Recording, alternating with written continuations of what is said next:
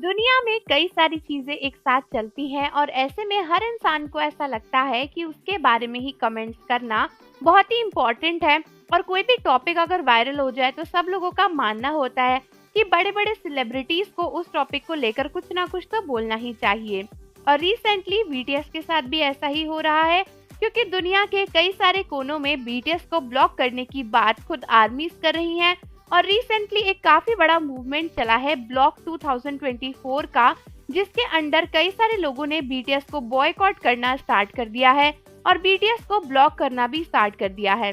और दोस्तों, शॉकिंग बात तो ये है कि इस लिस्ट में सिर्फ और सिर्फ बीटीएस ही नहीं है, बल्कि के पॉप ग्रुप ब्लैकपिंक भी आया है। साथ ही साथ कई सारे बड़े बड़े सेलिब्रिटीज भी इस ग्रुप में ब्लॉक आउट 2024 मूवमेंट का हिस्सा बनते हुए अपने ही फैंस के जरिए ब्लॉक हो रहे हैं। लेकिन अब आप सोच रहे होंगे कि आखिर ऐसा क्या हुआ है कि लोग बीटीएस को ब्लॉक करने की बात कर रहे हैं और आखिर माजरा क्या है। लेकिन दोस्तों, इस माजरे को जानने से पहले आप हमारे चैनल को सब्सक्राइब करना बिल्कुल भी ना भूलें, जो कि है एडुफैक्ट्स रिएक्शन, जहां पर मैं आपके लिए बीटीएस के फनीएस्ट मोमेंट्स को लेकर आऊंगी आपको हंसाने के लिए।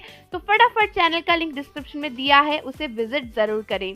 तो जैसा कि मैं आपको बता रही थी, रिसेंटली एक बहुत ही बड़े फलस्तीनियन जर्नलिस्ट ने ना अपनी स्टोरी पर कुछ चीजें शेयर करी थी। और उसके बाद उन्होंने बोला कि इतने टाइम से फलस्तीन का ये इशू चल रहा है, लेकिन किसी भी बड़े बड़े सेलिब्रिटी ने इसके ऊपर कोई भी कमेंट नहीं किया।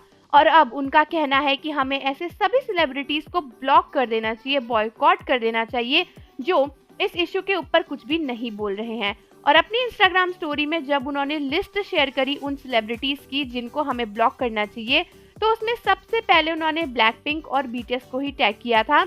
और उसके बाद कई सारे सेलिब्रिटीज थे जिनकी पोस्ट काफी ज्यादा बड़ी है पब्लिकली।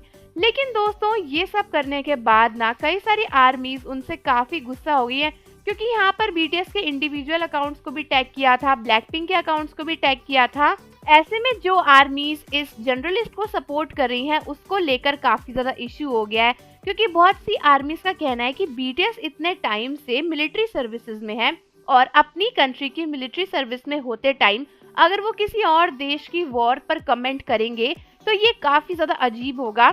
और क्योंकि वो अभी मिलिट्री में सर्व करे, तो बीटीएस ऑलरेडी बाइंडेड है कि वो किसी भी और कंट्री के ऊपर पॉलिटिकल कमेंट नहीं कर सकते। ऐसे में बीटीएस को बॉयकॉट करना या फिर ब्लॉक करना बहुत ही सेंसलेस बात है।